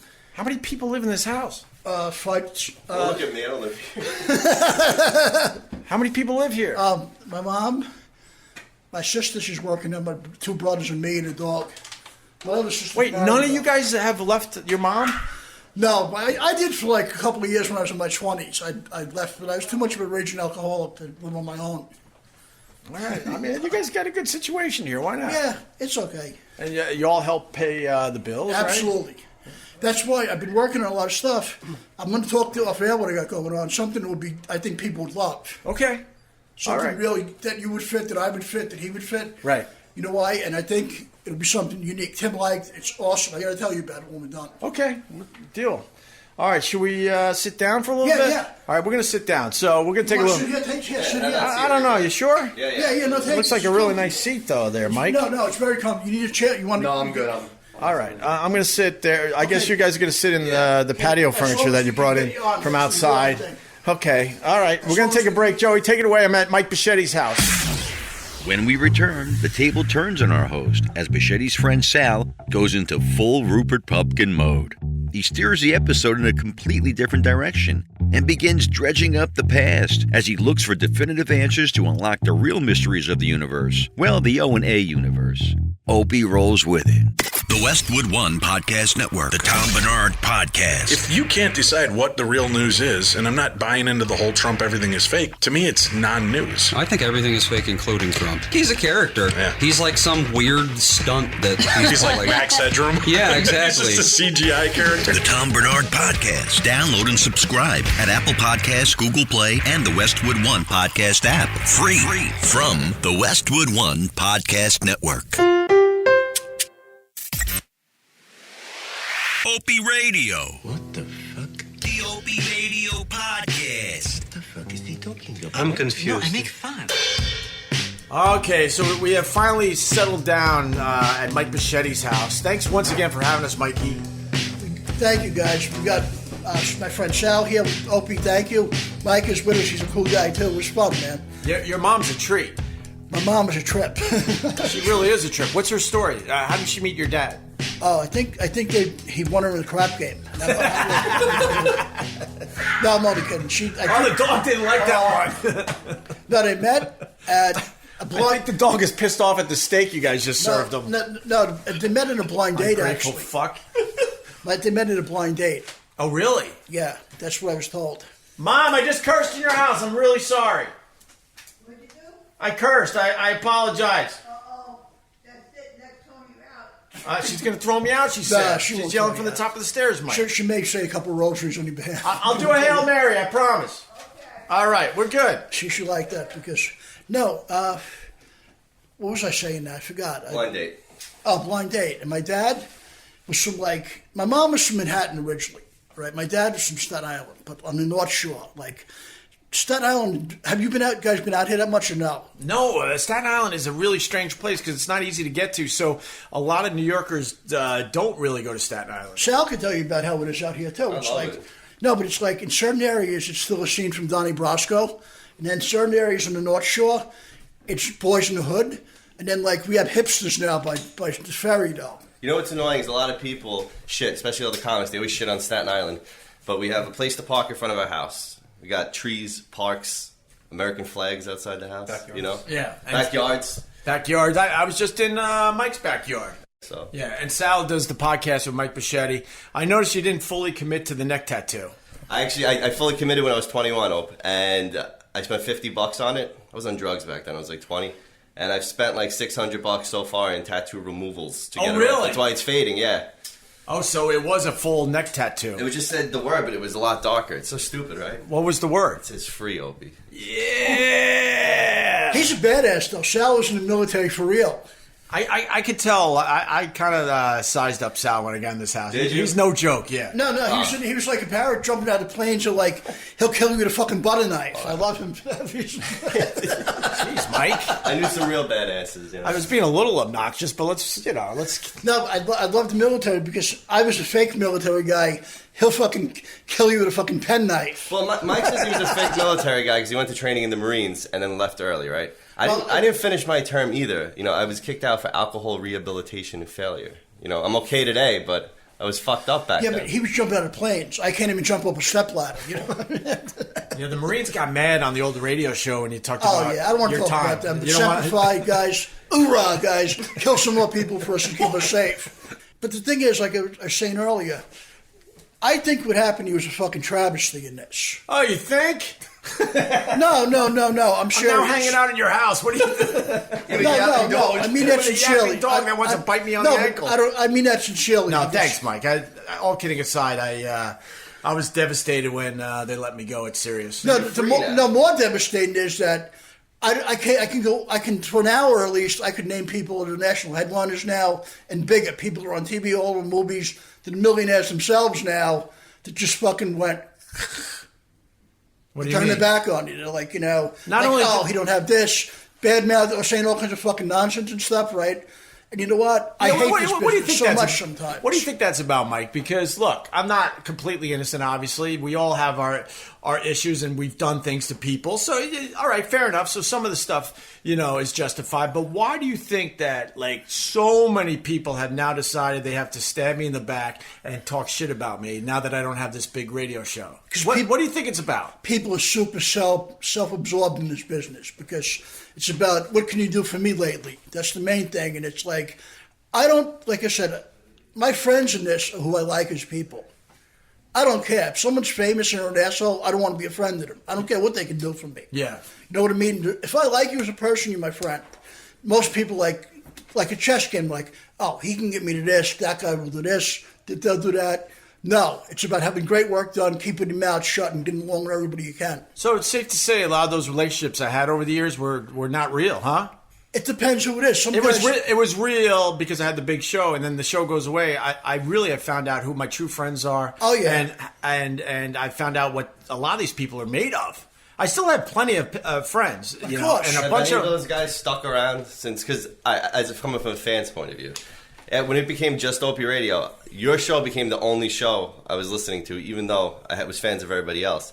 And I couldn't figure out in my head, as somebody who's just a fan and then following the YouTube shit, what they would say about you on the other side, and then what you were trying to say. Was any of this shit true? Like, that you were just always an asshole behind the scenes? You know, as a fan, I don't know. I mean, I unfortunately played the role of boss, so that comes with a lot of tough things you got to do. I hired most of the people. I had to fire most of the people. I had to deal with everyone's issues at Sirius XM, and those guys, all they had to do was show up and be funny on the radio and leave immediately. I was the one that was taking all the meetings. So it's like you've been an agent, a manager, some of it, you know what I mean? It's and some of it was certainly some of it was true, but also it's based on very, very old information. I realized a long time ago that I kind of had an anger problem. Like I would be frustrated with people around me, and I would yell and scream. Who doesn't? Thank you. But I would yell and scream to try to get my way and try to get my point across.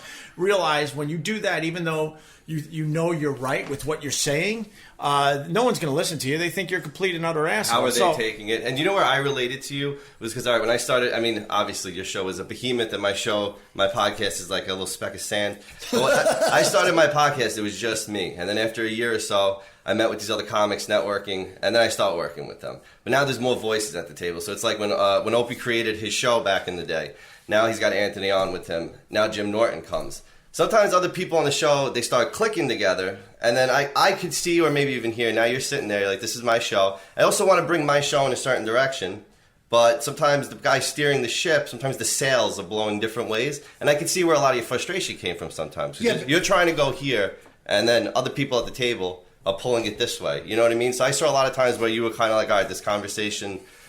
You know, wow, Sal's really smart. He's Mike. I go through it. Stick with this guy. I go through it. No, because that's a really good point, and I'll admit this today too. Like when you have three guys, you're gonna have two that are tighter, and I was definitely the odd man out. Right. Sometimes because Jimmy and Ant got really close and bonded, and maybe at that point, they should have just kind of moved on and done their own thing. And it's not to say it's a bad thing, but I could see where when it's your show and you're going, well, these two people are closer.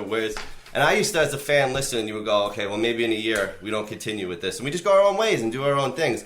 And as a selfish fan, I was going, no, fucking don't break it up. But I get why now you're like, in a peaceful way, I'm going to go do my thing and have fun, and you could go do your thing and have fun. Well, the interesting thing about that, I get a lot of hate that I was the one that broke up Opie and Anthony. I never broke up Opie and Anthony. Anthony got fired. But what about them saying you could have fought for Anthony more? We absolutely fought for Anthony. I mean, he likes to spin that now. We also were under contract, so we couldn't leave right away. They were threatening us with all sorts of stuff. I don't think you should have left because of the contract thing. But I mean... Anthony never asked me to join him when he was fired. When he was fired. If he wasn't fired, the Opie and Anthony brand would have continued in some way. When you made the video about it kind of was misleading that you were going to be Anthony's new co-host, but then you told us no, I'm not before Artie came on. In my head, I was thinking, did Anthony ever ask him and Opie just didn't want to go? Did that ever happen? Did he ever offer you to that spot? I was offered to go over to Compound Media through Keith. Me and Anthony officially never... Well, no, then Ant sort of reached out and said it would be cool. But at that point, it wasn't the right place for me because I needed to move on and do my own thing. And at this point, it was years have gone by since the O&A show. So I took it very seriously. And in the end, I'm like, that's just not the place for me. Nothing against those guys over there, but I want to do a whole different thing. And... somehow that spun into now I really got to hate you even more. Do you know when you turned to me? Because I didn't know who to like more or whatever. But I don't care who people like more. No, I know that's you not don't. coming but from me. I want to say, when your point of view, you don't want to deal with that though. And I see a lot of fans, they pick sides. It's ridiculous. And as a fan of both, there was a day you turned me. I remember it was when it was towards the end of Opie and Jim. And one day you just said it all. It was like an hour long, and you talked about when you said Anthony didn't even when he left your wedding, or when you said he hasn't even met my second kid. Right. I remember my wife used to hate when I would just play the show all the time because she doesn't want to hear it all. But I remember that day, even she was quiet, and we were listening together. I was like, listen to this, like the real shit's coming out. And I was like, you know what? I could see it from Opie's point of view at this point. After 20 years, you haven't seen his kid. You left the wedding. I just got married a year ago. If one of my people I've known for 20 years just got up and took some of the wedding and left, right? What the fuck is that? Wow, Sal's bringing up some dirt. I was deeply hurt because we got married in Philly at the Ritz-Carlton, and Ant decided that was a perfect weekend to plan a trip to Atlantic City. So not only did he not stay for plates, plates. they didn't stay for the main part of the wedding because they moved on to Atlantic City, and he brought a whole bunch of the staff with him. So not only did he leave, he left with a whole bunch of people and thought this was the perfect time to go to Atlantic City. Whoa. Yeah, and I can't say who's right or wrong in any of it, but just when you explain that situation, all I see is if I was sitting at the dais, like people standing up, you're pretty much saying I have something more important to do than this, the most important moment in Opie's life. 100%. So, but I did fight for him. He thinks I didn't fight for him enough. But there's only so much you can do because you know how brutal the suits are fucking brutal animals. But he was already building his home studio. He left. He got fired. We talked a little bit, and there was no conversations in there. Why don't we try to do this on our own for my new studio? It never came up. Wow. So for me to get all the hate for breaking up the O&A show, it's just simply not true. I could see if you didn't fight for him. I could see why, though. Once again, putting myself in your shoes. If I wasn't getting along so great with somebody, this was kind of a natural way to let you go do your own thing from now on. And who could blame you for feeling that way? It wasn't you actually blowing the show up. Sirius was doing it for you. So if that did happen, what you're saying it didn't, you fought for him, I would be like, I wouldn't fault the guy for doing that, you know? I fought for all my guys many, many times. Jimmy knows how many times I fought for him. Anthony knows how many times I fought for him. When me and Anthony got back, when me and Anthony started, and he literally didn't know anything about this business, he was a quick learner and really knows what he's doing. I'll give props when it's necessary. But when we moved to Boston, I was the radio guy, and he was in air conditioning, but a natural talent. He's like me, a blue-collar worker who wants to break it. I always saw that and was like, that's amazing. Yeah, that's why people really could relate to Anthony, of course. And then we go up to Boston, and we had this PD, Dave Douglas, and he pulled me, and knows this story, pulls me aside and was feeling me out. He's like, why Anthony? In the break room. I go, what do you mean, why, Anthony? You were listening to the show? Why are you even asking that question? That's ridiculous. But he was feeling me out because he wanted to get rid of Anthony at the time. And I went to Bruce Mittman and basically said, what is Dave Douglas doing? He doesn't see the chemistry and how we got a good thing going on here. But Anthony knows that story, So he knows I stuck up for him all those years. That's what the suits did to me on DirecTV, Audie told me, because they were like, he's not right for this, and all kinds of shit. But the thing is, like, when I had an argument with Audie, the fans ganged up on me, you know what I mean? They were like, oh, Audie's a legend. I'm like, why can't I be? You know what I mean? They're just fucking ridiculous. Yeah, the heroin dealers are like, shut up, Mike. He's our best customer.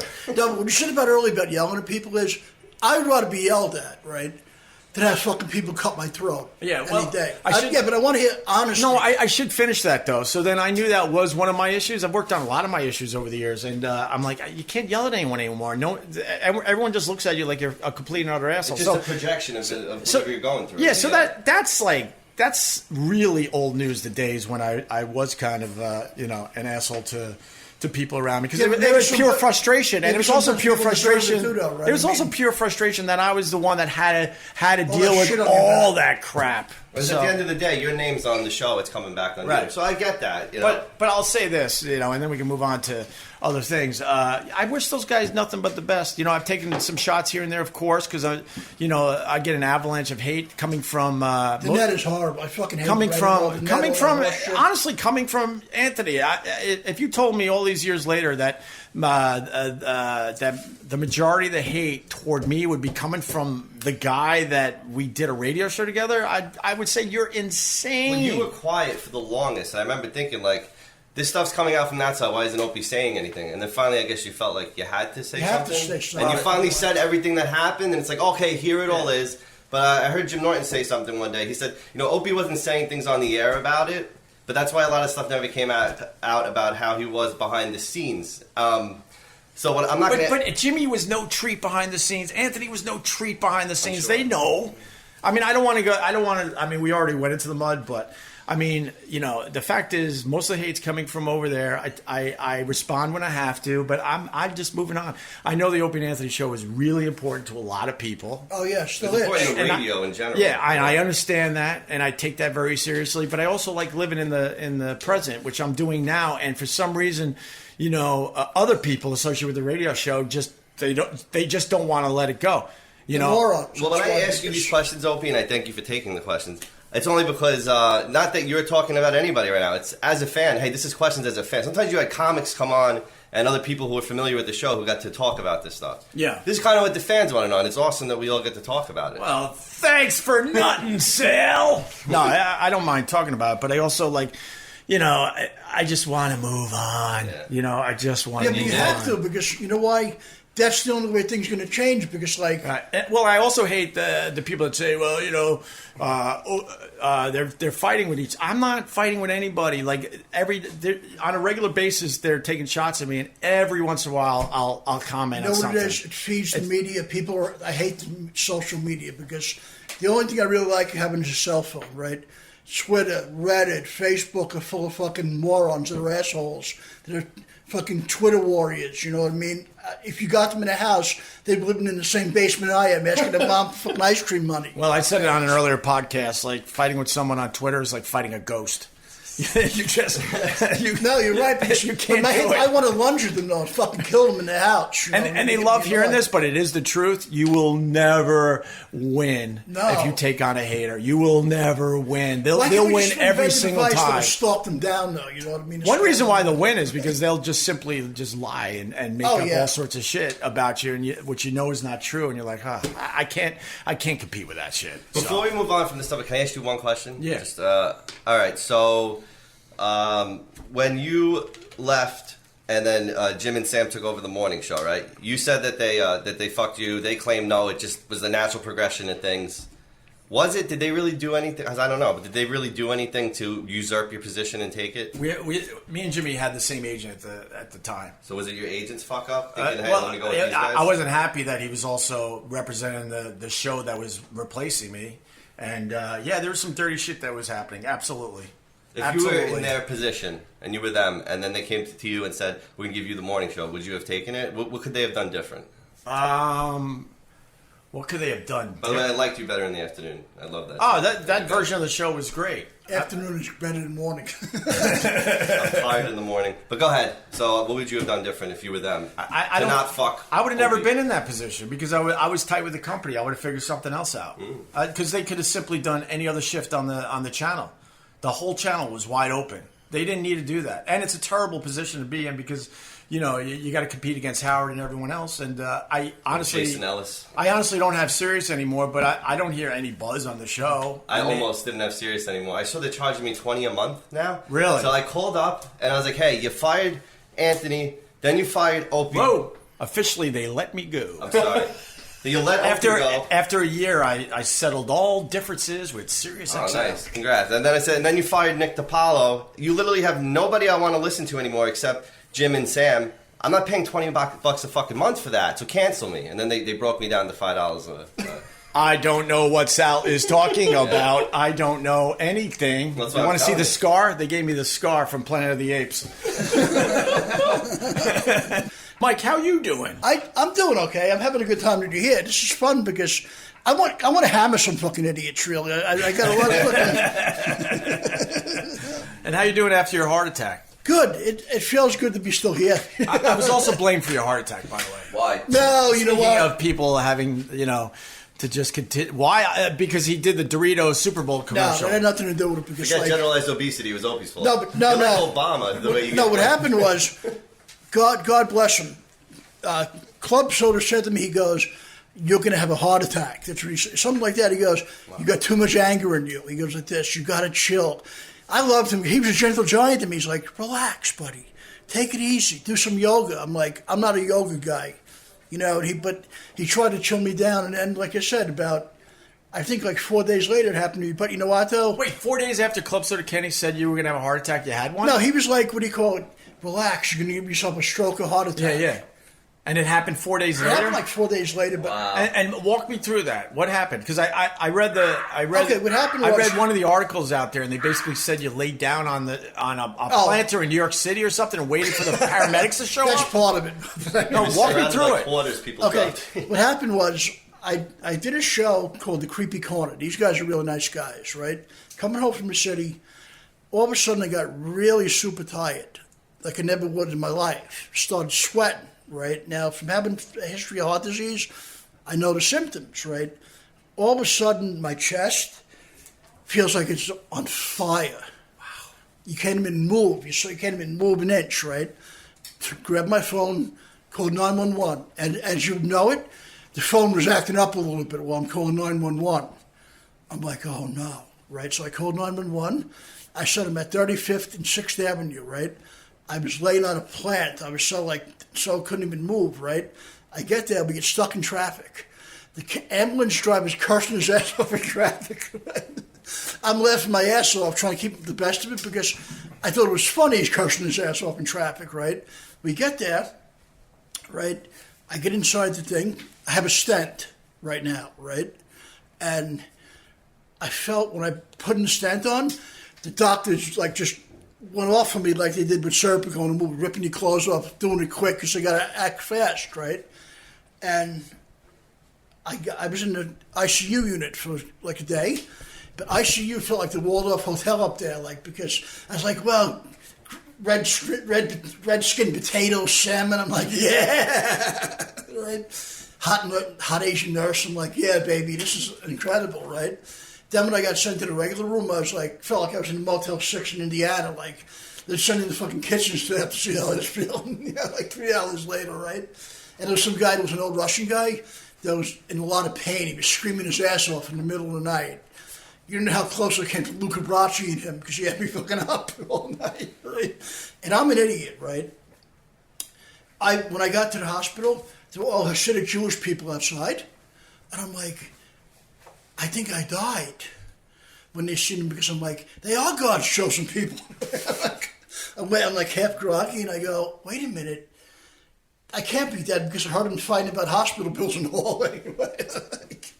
So then, such idiot that I am, all my doctors came to see me like a couple days, couple weeks ago I'm feeling. And I said to my doctor, I knew I was safe because you look like Seinfeld. Right? Right?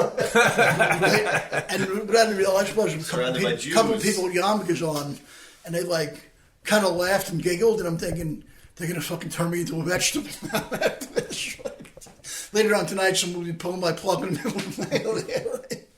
But I kept my composure. I didn't panic. That's why I'm still here. So I'm back in the ambulance. You got all these crazy thoughts going through your head. You're like, I'm thinking to myself, holy crap. In 20 minutes, I might be playing baseball with Babe Ruth for batting practice. Dimebag Darrell will be teaching me how to wail on the guitar. Right? Having dinner with Mr. and Mrs. Lincoln. I was having all these crazy thoughts like that going through your head. I can listen to you forever. I can listen all day. Go ahead, Mike. And it was incredible but the thing is, I said to God in the thing, I go, look, if you want to take me back home now, I'm good with this. You know, I said, but if you want to keep me here longer, that's even better. But I would appreciate it if you kept me here a little longer. But it's crazy because the diet changed so much. Like when I used to go to to do your show right up in Sirius, I'd like have a hot dog and a pretzel and soda, wash it down. Then I'd come back home with a big hero sandwich like this, like a foot-long thing with like melted roast beef, mozzarella, and then like put it in the oven and like finish it down like a gallon of soda, you know what I mean? And no wonder why my arteries were like, this is what my arteries were, right? Clogged, 100, 70, and 30. Jeez. That's like you're almost lucky. all the way through. Right. Right? And I'm like, but everything is good now. And the thing is, but once in a while I'll lay in bed and feel a pain and I'll be like, feel like I'm going to die like the Godfather on my garden back there, falling to the fig tree.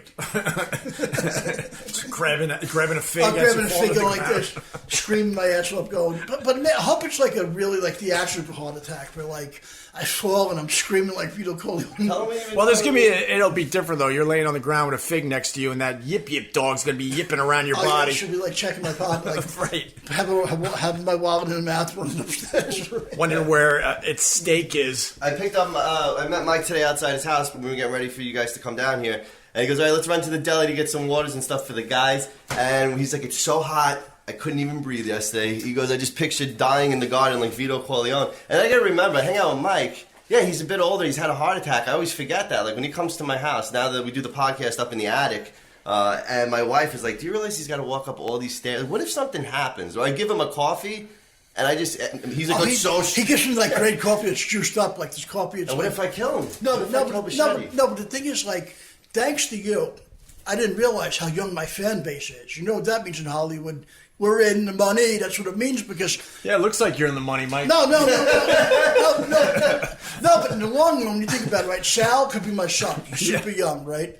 All his friends are in their 20s, and they know me, thanks to you for listening. My fan base is super young.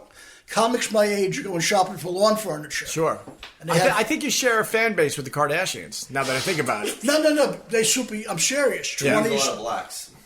I don't care. Whoever pays the rent, don't matter. Let's not that. Do you like the blacks? Yes. Okay. I like the blacks, too. Me, I like blacks, Native Americans, Jewish people, cool, too, because that's where the casserole is going to come from, and they won't take bullshit from people. Which group are you Oh, Jewish. I love them. No, what group don't you like? You know.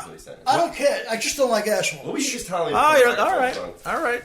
Wow. Mike doesn't suffer a bully. He hates bullies. I'll tell you Bully, everything. I would like to take bullies and fucking smash them to the ground, and just leave them there.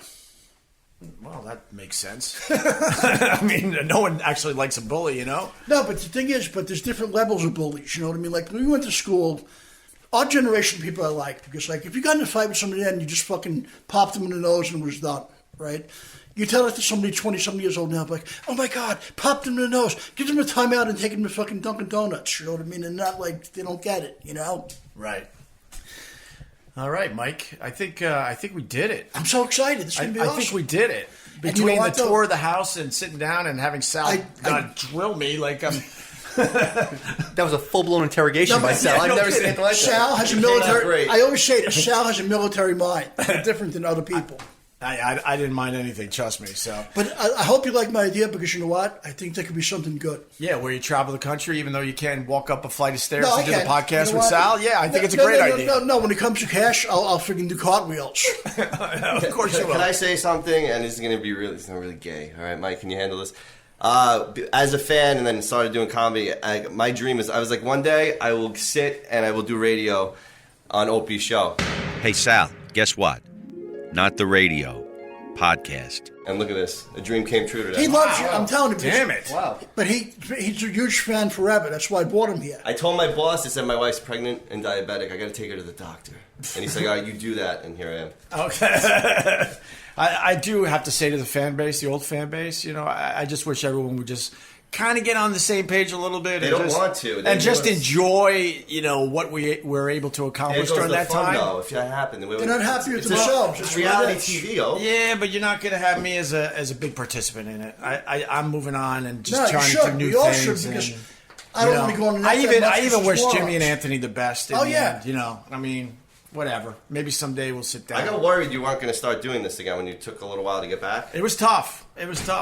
I went through some tough times a year ago. I was shocked when they let me go. It started out as a firing. Now it's officially a let go. I was wandering around for 3 months completely and utterly lost because that's all I know how to do. And then I had to kind of... Now I'm going to sound a little... I had to kind of find myself a little bit, you know. So that's why I was doing a lot of fishing. That's why my social media was basically great for the brain. It's kind of meditative. You should look into meditation, Mike. And then I kind of got myself together with people that I really do care about, my wife and my friends and family. And, I'm glad you're here. This is so much fun. And then this opportunity presented itself, and I knew it was time to get back into this. In radio, you get fired a few times. It happens. As a carpenter, I get laid off every, maybe twice a year. And I know when I come home and tell my wife I'm laid off, she gets very nervous until I get another job. I was always wondering, when you would get laid off, I'm fired, or you had these little stints in between till you got the next gig. Was your wife ever worried, you know what I mean? As a man, I have to provide, so I would always get scared in those moments. No, you ever worried? My wife couldn't be cooler. She knows I don't even, radio doesn't define me anymore. There was a time it really, really did. And she's like, we'll be fine no matter what. She knows I like doing this, but she didn't care in the very least. She was only with me for one firing. I've been fired, I don't even know anymore. 3 or 4 times. Yeah, but I always knew Sam Kennison would have been fired now. Yeah, I always knew that there was another gig around the corner. But this last time, when Sirius let me go a year ago, I was just plain exhausted and needed to just There's one question I've been dying to ask you, right? Yeah. Did you ever have Sam Kennison on the show? Dude, I do this because of Sam Kennison. Oh, you. No. But hear me out. Okay. Because it's kind of a good story. So I have my mentor's Brother Weeze in Rochester. He, when I heard him coming through the speakers, he's a guy that's a legend in Rochester radio and known in my business big time. Is he better health wise? I remember you saying. Oh yeah. He's 70 years old and he's just an animal. He drinks tequila with wine. This guy's an animal for real. He has so much energy. I listen to him every morning, thanks to iHeartRadio, through their app. But so I was doing radio the kind of the traditional way, working on my voice and having those golden pipes, which I never officially got. And I'm like, but I also found it to be kind of stupid, but I was young and still trying to figure it out. And two things happened. I was in my fraternity house in Geneseo, and someone was playing Brother Weeze's show, and I'm like, what the fuck is this voice coming through the speakers? It was a terrible voice, raspy, and it was almost like he couldn't finish his sentences, right? Well, but what he was saying was amazing, and it was way better than all these other guys with the polished voices. So that was the first thing. I'm like, wait a minute, you could do this very differently. You could be more yourself on the radio. And then, as luck would have it, I ended up moving to Rochester, and I worked for WCMF at the time where Weeze was, and Weeze took me under his wing. I'm like, now I'm hanging with the guy. This is crazy. And then he was friends with Sam Kinison. Wow. Sam Kinison came in, and he hung out for he came in a few times over the years, but the one time he stayed for 3 days, and it was just like 4 hours of Sam Kinison and Weeze on the radio. I was just a young kid. I got to be in the studio up on a cabinet way up near the ceiling with a little video camera. I wish I could find the video, by the way. I love Sam. He's one of my favorites. So the point is, though, I heard Sam Kinison, and I threw everything I knew out the window. I'm like, this guy is not following any formats. He doesn't care who he's pissing off. He's just speaking, whatever's in his head at the moment. And I'm like, that's what I want to do. I'm not trying to say I'm funny like Sam Kinison, but his style and how he didn't give two shits about anything. He's a brilliant genius. So between There'll never be another Sam. But that was one of those moments where a light went off in my head. I'm like, I'm doing it all wrong. And I started to kind of take a page from his book as far as that stuff goes. And then continue to think Weeze is just God to me. And that's what you taught me about great radio. Don't put on the fake voice. No. Always be real. And sometimes you got to piss the establishment off a little bit, because then the fans are on your side. Then you have power, Yeah. Which your last let go, right? I thought I was going to ask you, do you regret taking the video? But I'm not, because we all do stupid shit. What I want to ask you is, being a construction worker, there's two things I do, comedy and construction, where at work, in the workplace, the only places we shit on each other all day for fun. Right. Now, I know what level I could go to with different guys at work, because we really racial shit, how we look, homosexual jokes, and we love it. It's love, Now, if one of them turned around and got me in trouble, I would be shocked. When you got in trouble from Roland, were you like, oh my God, I thought we were cool, this is kind of a betrayal? Did you feel that way? This Sal guy is really smart. That's exactly why I was just devastated, because I'm like, he was one of our guys in our inner circle. I hired the guy, and he hung out with us all the time. I mean, besides the radio show, we would hang out a lot after the show, before the show. I remember how tight he was with the man Cuban. So right. I'm like, now he just got the Cuban off the air, too. I think in a way he was jealous that me and Carl started getting close to Cuban. Mm-hmm. But we kind of kind of aware of that, so we try to include him, and he was already included, but just make sure he was cool, you know what I'm saying? So, that day in the bathroom, which, by the way, the video, it's just a G-rated video, whatever. I was completely shocked, because I was never going to post it unless he told me. The thing was really funny, and it was so funny we were laughing our asses off. I showed Roland the video, and he was even laughing, and I asked him, I go, Roland, can I post this? He said no. I'm like, and then next thing I know, the guy is avoiding me at work, and I don't see him anymore. And then I happen to go to another bathroom, because the bathroom I was in, I don't know for what, I went upstairs. I forget why. There was another bathroom upstairs that no one really went to, and he was coming out of there, and I'm like, and I go, hey, Roland. It was the first time I saw him since the incident. He's like, literally said that to me, and kept walking. I'm like, what is going on? Manager probably told him, don't use that other bathroom anymore. Yeah, so next thing you know, it becomes this whole thing. So you didn't realize that would be over the line with him personally? God, no. Not for a moment. Do you think he had it just out for you then? This is where I could get Opie? You're going to have to ask him. 'Cause I can't figure out why he would do that. You can ask him. He put a lot of people out of work. You can ask him. So Sal's a great investor. No, you can ask him. I got to know, Mike, for my fans. I got to ask these questions. So the thing is that, you're obviously a fan of the radio show. All the stuff we did over the years, on air, off air, in bathrooms, outside, everywhere, right? Right. That was the line. Yeah, it came out of nowhere. And I'm not trashing the company because, like I said, we have settled everything. It took a year. Yeah. And what choice do they have if somebody does complain about that kind of thing? What choice do they have in this culture? Sure, right. In this culture, they probably had to take Roland's complaint very seriously. I could kind of see it that way, but I also know what happened that day in the bathroom. There was nothing that was worth going to anyone about. I wish I could see that video. Well, you know when I first seen you guys, not even on the radio, I seen you at the Garden when you guys worked with Andrew Dice Clay. I just told that story on the podcast the other day. I love Dice forever. I met him a couple of times. Yeah. The first time I met him, he was kind of a knucklehead to me. I met him at Caroline's, right? He was like, Jim Florentine introduced me. He goes, "So you're a comic. What am I supposed to do about this?" And I was like, for years, I was a huge fan of his. I'm like, what a knucklehead he is, right? Then I seen him on Brewer's radio show, right?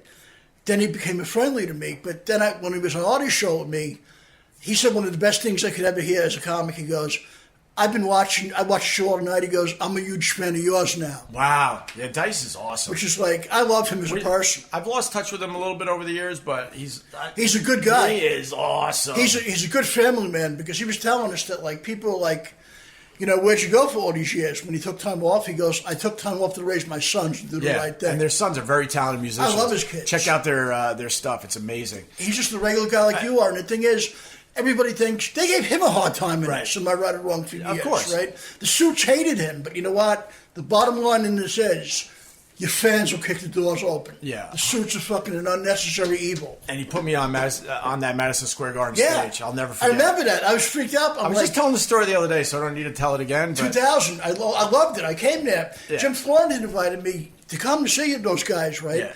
So what happened was, they snuck down in the front seats to go sit with us, right? And I was a goody two-shoes, and the cop came and goes, you don't belong here. I go, let me go back to the nosebleed section. I said, Nice. All right, I'm going to leave, Mike. Is that all right? No. Before Sal really starts attacking. Yeah. Could we get some plugs in? Is that Yeah. Is that okay? Could you tell me, do your plugs like you would on your radio show?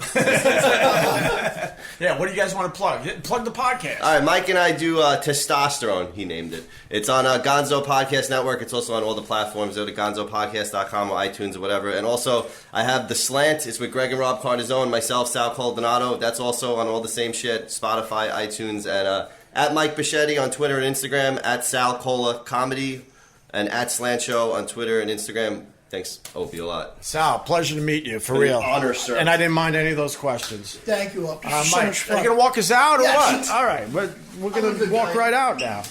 My phone's going off. I'm kind of bummed that we didn't get to the snacks that you bought us, but... No, you want to take them? Take them for the road. Nah, I'm trying to eat better myself there, Mikey, Are you sure, guys? I mean, those aren't bad. Oh, I'm sure.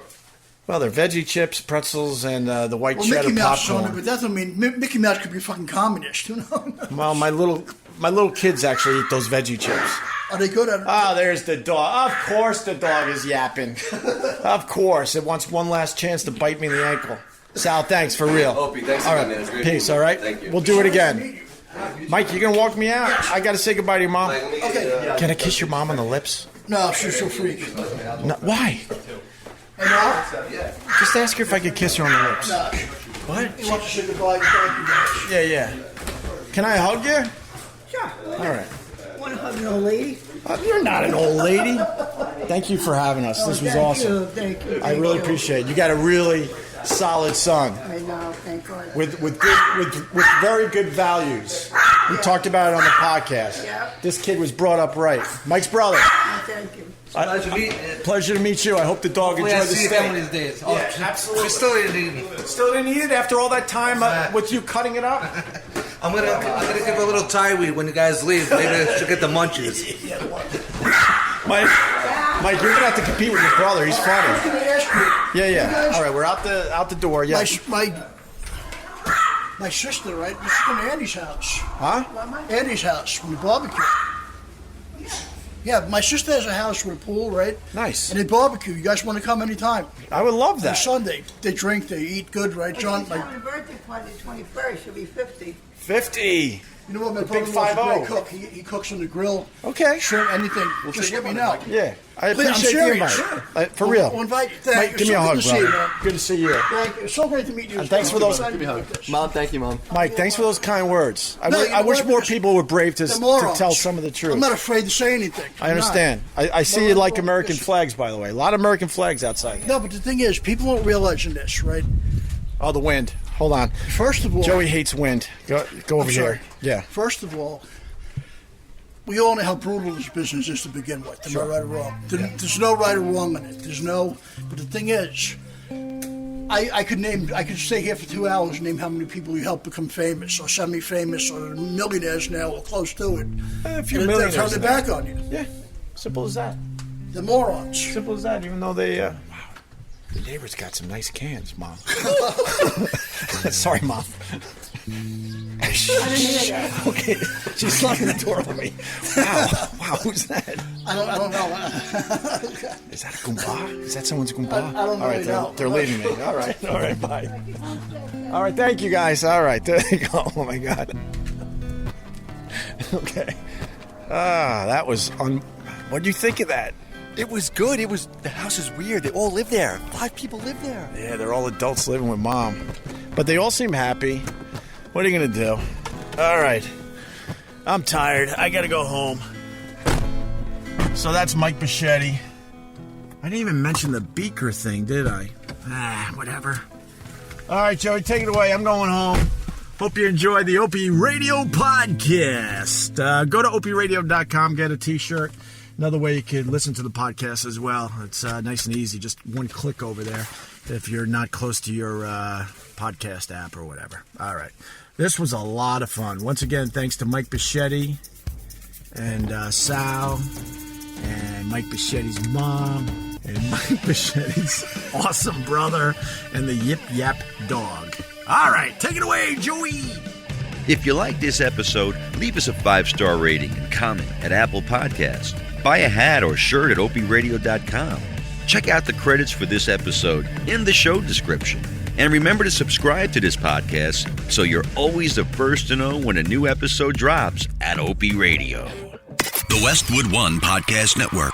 Talk is Jericho with Chris Jericho. And my guest, original Metallica bassist, Ron McGovney. I never really tried out to be in the band. I was there, I was available, and it was never going to be a long-term thing until they found somebody, that fit that vibe better. Right. Talk is Jericho. Download and subscribe at Apple Podcasts, Google Play, and the Westwood One Podcast app. Free from the Westwood One Podcast Network.